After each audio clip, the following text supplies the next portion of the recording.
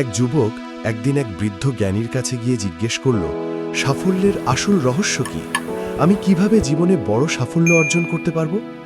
জ্ঞানী ব্যক্তিটি তাকে পরদিন ভোরে নদীর তীরে দেখা করতে বললেন।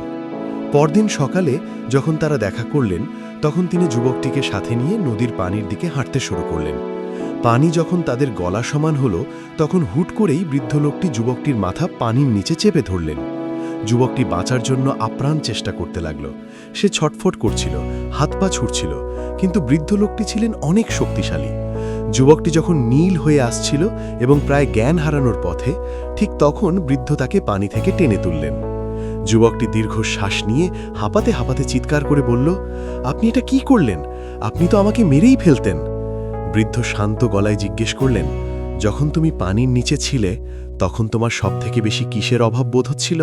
তুমি সবথেকে বেশি কি চাচ্ছিলে?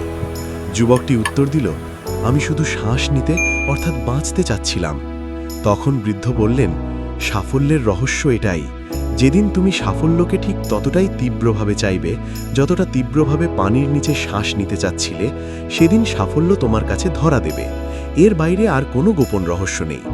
আমরা অনেক কিছু পেতে চাই, কিন্তু সেই চাওয়াটা কতটা গভীর সেটাই আসল বিষয়।